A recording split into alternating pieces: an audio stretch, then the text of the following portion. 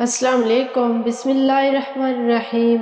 شروع اللہ کے نام سے جو بہت بڑا مہربان نہایت رحم کرنے والا ہے۔ اللہ کی محبت آپ کو اللہ کے فیصلوں پر راضی رہنا سکھاتی ہے۔ اللہ کی ذات آپ کو تب بھی نہیں چھوڑتی جب سایہ بھی آپ کا ساتھ چھوڑ دیتا ہے۔ رسول اللہ صلی اللہ علیہ وآلہ وسلم نے فرمایا، جہنم سے بچو اگرچہ کھجور کا ایک ٹکڑا دے کر ہی صحیح، مگر ضرور صدقہ کر کے دوزخ کی آگ سے بچنے کی کوشش کرو۔ جب شوہر اپنی بیوی کو حقیقی محبت دیتا ہے تو بیوی اپنے والدین سے بھی بڑا درجہ اپنے شوہر کو دے دیتی ہے۔ اللہ کی ذات آپ کو تب بھی نہیں چھوڑتی جب سایہ بھی آپ کا ساتھ چھوڑ دیتا ہے۔ پتہ ہے اصل خوشی کیا ہے؟ جب خوشی کوئی خواہش دل میں ہو اور اچانک قبول ہو جائے، بہت لاڈ آتا ہے اس وقت اپنے اللہ پر۔ اللہ فرماتا ہے، مت پریشان ہو میرے بندے، کیے ہوئے دروازوں پر میں خیر لانے سے پہلے مصیبتوں سے گزارتا ہوں۔ قبولیت کی گھڑی اب دور نہیں، انشاءاللہ تمہاری ساری دعاؤں پر کن کہہ دیا جائے گا۔ اپنی خوشیاں اور غم اپنے تک محدود رکھیں، کیونکہ لوگ خوشیوں کو نظر لگا دیتے ہیں اور دکھوں میں مزید دکھ دیتے ہیں۔ یہ تو ہو سکتا ہے کہ تم مشکلات سے نکل جاؤ، یہ نہیں ہو سکتا کہ تمہاری زندگی سے مشکلات نکل جائیں۔ اللہ پسند کرتا ہے جب تمہیں محسوس ہو کہ تمہاری طبیعت کو ذکر خدا سے سکون محسوس ہوتا ہے تو سمجھو اللہ پاک تمہیں پسند کرتا ہے۔ اگر آج زندگی مشکل ہے تو کل کی آسانی کا وعدہ بھی اللہ نے کیا ہے۔ اللہ سے مانگو، خوب مانگو، اور اللہ تمہیں امید سے بڑھ کر دے گا۔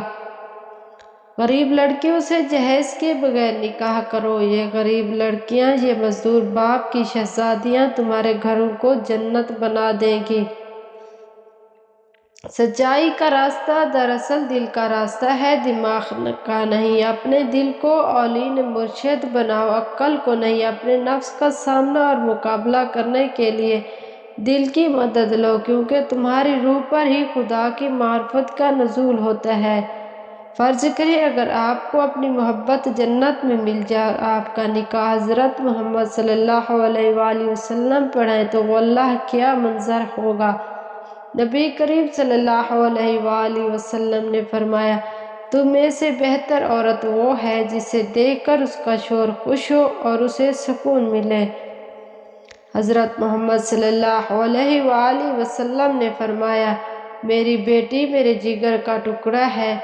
حضرت علی رضی اللہ تعالی عنہ نے فرمایا، صبر کی دو صورتیں ہیں، جو ناپسند ہو اسے برداشت کرنا اور جو پسند ہو اس کا انتظار کرنا۔ حضرت علی نے فرمایا، تم جو گالی غصے میں یا مذاق میں دیتے ہو وہ تمہاری قبر میں ایک بچھو بن جاتا ہے۔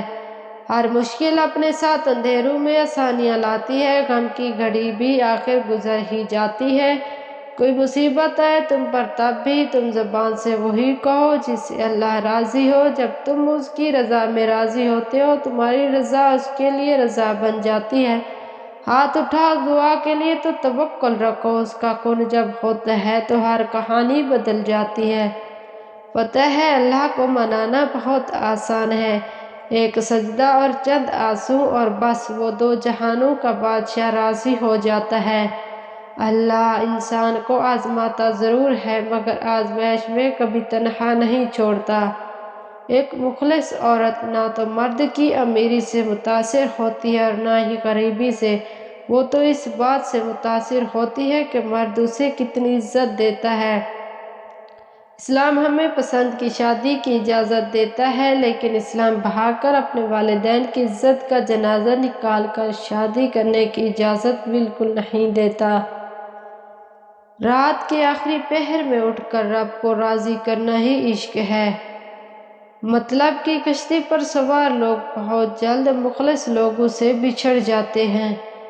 جس دن تم کسی رشتے کو شخصی نگاہ سے دیکھنے لگو تو سمجھ جانا اس دن اس رشتے میں محبت، پیار اور عزت ختم ہونا شروع ہو جائے گی اور زوال پیدا ہو جائے گا۔ عورت کے جسم سے نکل کر عورت کے ہاتھوں میں پل کر عورت کی جوانی کھا کر جب طاقتور بن جاتے ہیں تب عورت ہی ہمیں کمزور، کم عقل اور جاہل نظر آتی ہے۔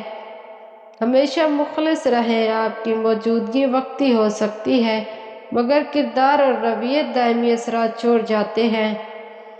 عورت جب بیٹی پیدا ہوتی ہے تو باپ کے لیے جنت کا دروازہ کھولتی ہے، بیوی بنتی ہے تو اپنے شوہر کا آدھا دین مکمل کرواتی ہے اور جب ماں کے درجے پر فائز ہوتی ہے تو جنت اس کے قدموں پر رکھ دی جاتی ہے۔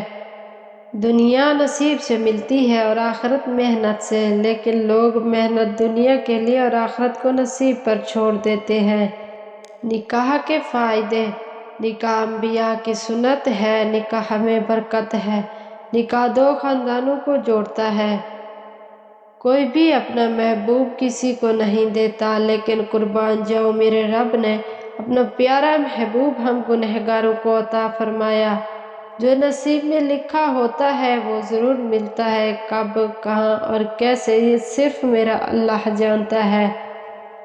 جب احساس ہو جائے کہ جس نامحرم سے آپ کو محبت ہے کہ وہ آپ کا محرم کبھی نہیں بن سکتا تو خدا کی رضا کی خاطر پیچھے ہٹ جانا چاہیے، تاکہ قیامت کے دن جب رب ذوالجلال یہ پوچھے کہ اے بندے بتا تو نے میری خاطر اپنی کون سی پسندیدہ شے چھوڑی تو ہمارا دامن خالی نہ ہو۔ ایک مرنے والے انسان کو نہیں معلوم کہ تم نے اس کے لیے کتنے آنسو بہائے، لیکن ایک زندہ انسان کو مرتے دم تک یہ یاد رہے گا کہ تمہاری وجہ سے اس نے کتنے آنسو بہائے۔ جو بھی رشتے پاس ہیں ان کی قدر کریں، حرام چیزوں اور حرام کاموں سے بچتے رہو، تمہاری دعائیں قبول ہونا شروع ہو جائیں گی۔ سورہ نوح ہمیں یہ بتاتی ہے کہ اللہ کی محبت کے بغیر تم زندہ نہیں رہ سکتے۔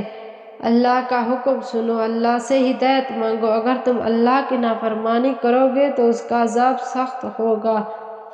مرد جسموں کا طلبگار نہیں، اے بنت حوا، بہن اس کی بھی ہے اور آخر بہن تم بھی کسی کی ہو۔ تم جھومتے پھرو گے جب تمہاری برسوں پرانی دعائیں بھی رنگ لے آئیں گی۔